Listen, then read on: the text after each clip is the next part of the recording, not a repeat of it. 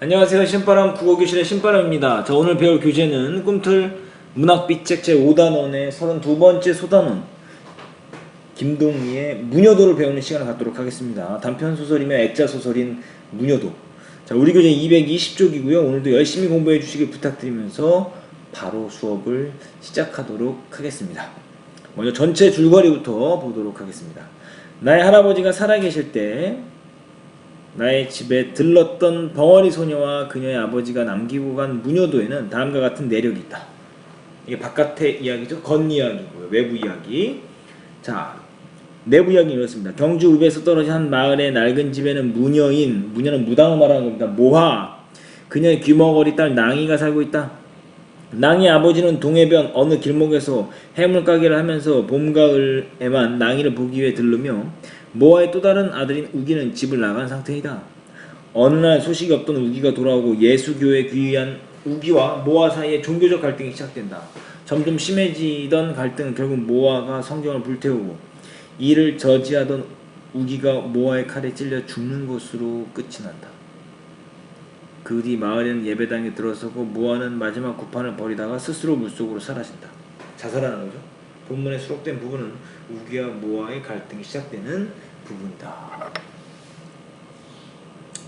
그러나 우기는 며칠을 가지 않아 모아가 낭이에게 알 수 없는 이상한 수수께끼 같은 존재가 되었다. 그는 음식을 받아놓거나 밤에 잠을 자려고 할 때나 또 아침에 자리에서 일어나면 반드시 한참 동안씩 눈을 감고 입술을 달짝달짝하며 주문 같은 것을 외는 것이었다. 이제 기도를 하는 거죠.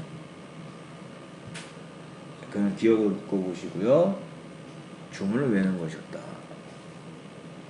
자, 니은으로 묶으시고 이 기억 니은으로 묶은 부분을 통해서 알 수 있는 것은 신앙심이 매우 깊다 이 정도. 누가? 우기.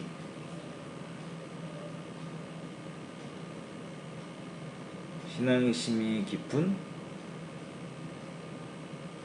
우기. 이게 바로 갈등을 뭐하는 겁니까? 암시하는 겁니다.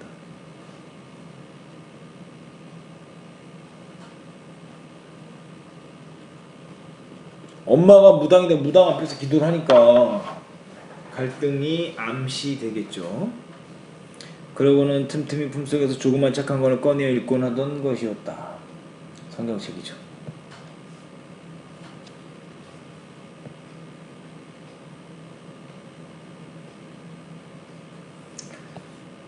자, 나이가 그것을 수상스레 보고 있으려니까 우기는 그 아름다운 얼굴에 미소를 띠며 너도 이 책 읽어라. 그러니까 낭이에게 기독교를 이해시키려고 지금 하는 거죠. 하고 조그만 책을 낭이 앞에 펴 보이곤 했다.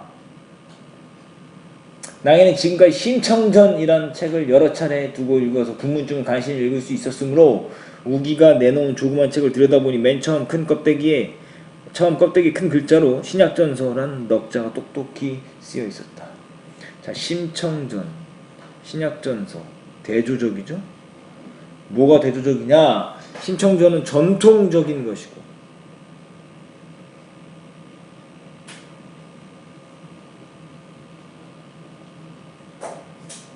신약전서는 서구적인 것이죠. 결국 여기서의 갈등은 전통적인 것과 새로운 것, 동양적인 것과 서구적인 것의 갈등으로 볼 수 있다라는 겁니다. 자, 신약전서는 생전 처음 보는 이름이다. 나이가 알 수 없다는 우기를 바라보자 우기는 또 만면의 미소를 띠며 너 사람을 누가 만들어냈는지 아니 하였다. 그러나 낭이에게는 이 말이 들리지도 않았을 뿐더러 우기의 손짓과 얼굴 표정을 통해 대강 짐작할 수 있었다. 하더라도 이건 지금까지 생각해보지 못한 어려운 말이었다. 그럼 넌 사람이 죽어서 어떻게 되는 줄 아니? 이 책에는 그런 것들이 모두 쓰여있다 라고 이야기하면서 소주 1번 보시면 낭이에게 기독교를 이해시키려고 하는 우기의 모습이 나옵니다.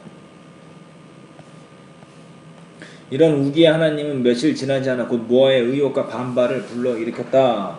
자, 이제 각자가 믿고 있는 종교에 대한 절대적인 믿음으로 인해서 갈등이 시작되는 겁니다. 그러니까 이 우기와 모아의 이 갈등, 종교적인 믿음으로 인한 갈등입니다.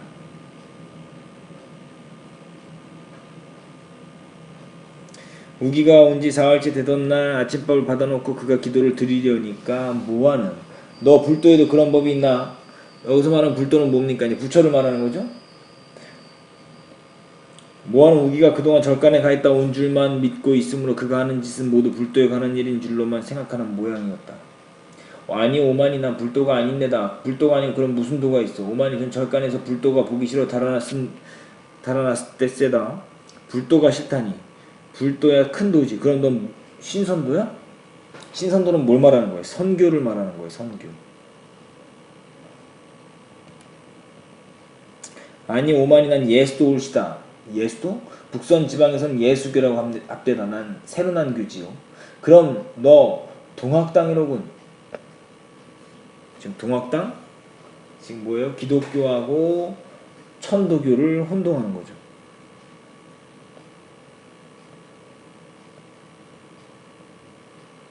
기독교와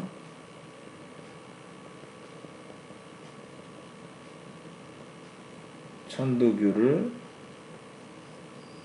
혼동하는 모아.